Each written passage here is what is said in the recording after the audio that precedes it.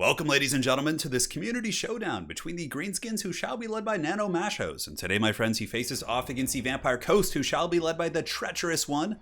Probably one of my favorite pun names I've seen in quite some time, so let's go ahead and take a look at these armies.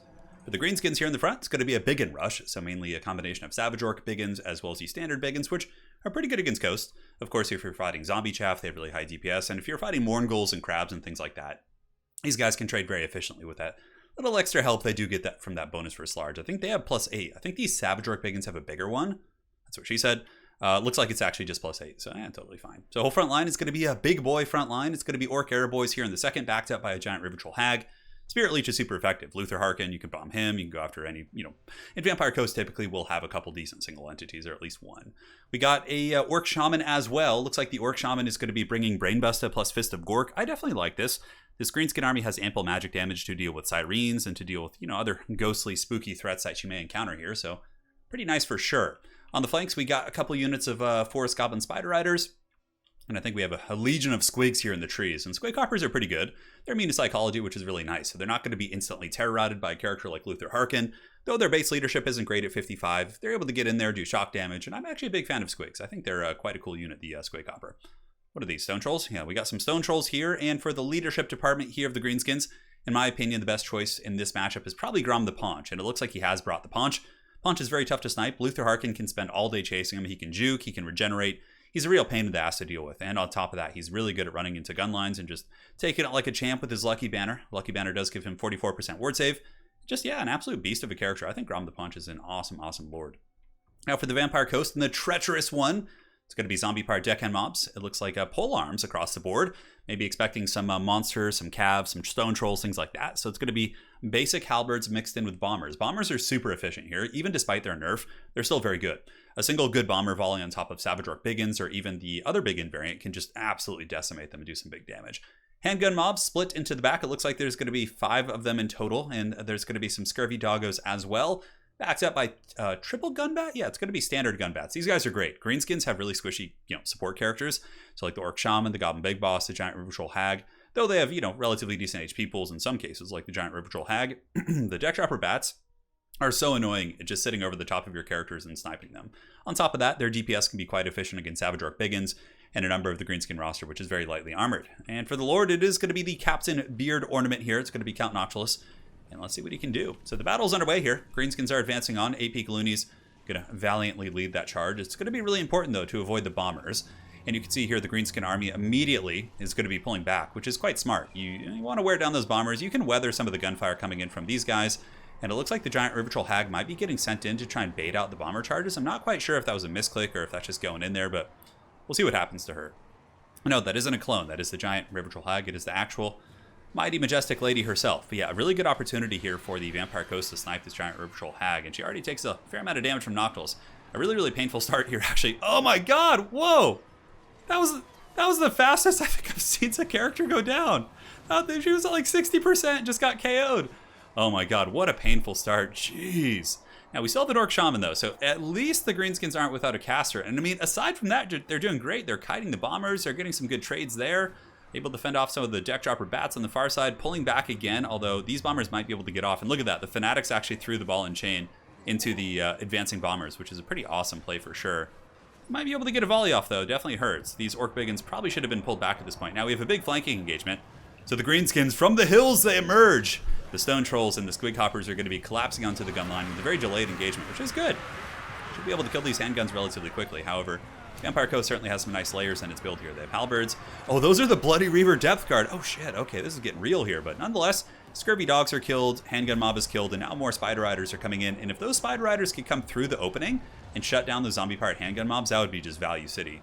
As far as the frontline fights go, the Savage Orc Biggins are massacring the zombie pirate polearms. Absolutely brutal stuff. And honestly, this feels like a pretty even game, despite the Greenskins losing 1,000 gold more or less instantly with that Giant River Troll Hag. And yeah, the Greenskin blob fight's going good. Squig Hoppers, of course, immune to psychology. Not that there's any terror here, I don't think. Yeah, it doesn't look like it. So yeah, no terror at all in this build here from the coast. Spider Riders able to get on the handguns, and it looks like some Orc Biggins are also pushing their way back here. And you can see here the gun bats up in the sky are trying to pick off these Spider Riders, but they are shielded and relatively durable by Goblin standards. And the Big Wah is going to be going down as well. So a tactical withdrawal of the stone trolls, and some of the squigs just broke naturally. But now these squigs are going to be pushing up and around the very static blob of vampires and jumping once again on the handgun mobs. And the thing is, if the handgun mobs go down, Grom the Paunch is really going to have a field day, just cycle charging through any number of the either low quality infantry or high quality infantry. They really need some sort of range to stop him here.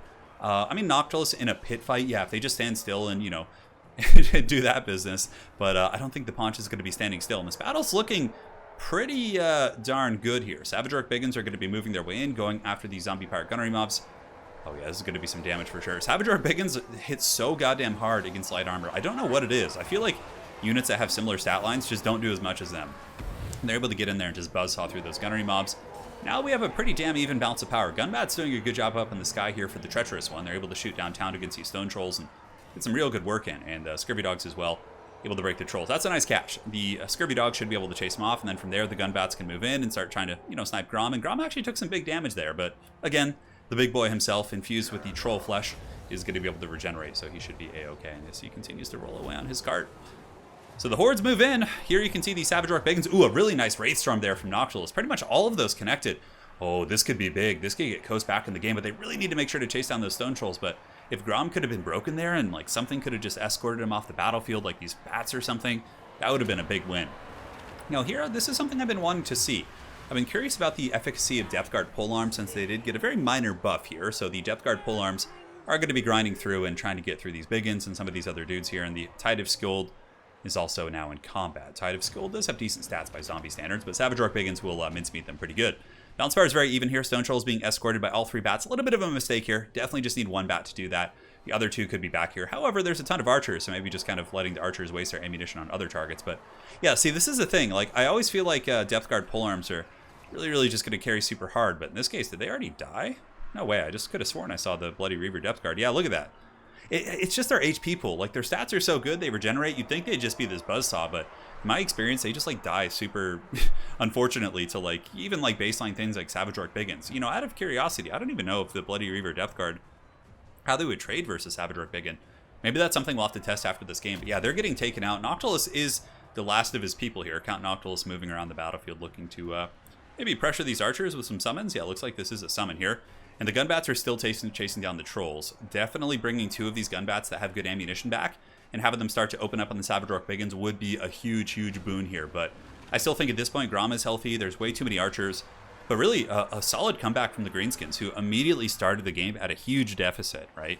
Losing that Giant River Troll HAG really hurts. Losing that Death Magic and also the slowing ability. There's so much utility she brings to the battlefield. And that is probably a record. Like, that's got to be the quickest I've ever seen a character get karate chopped. Wraithstorm coming down once again onto the Orc Shaman. Looks like it did a little bit of damage, nothing too crazy. Grom the Paunch has been able to heal up, and this is smart for the Greenskins. Just take your time. There's no reason to engage Noctilus until you kill everything else.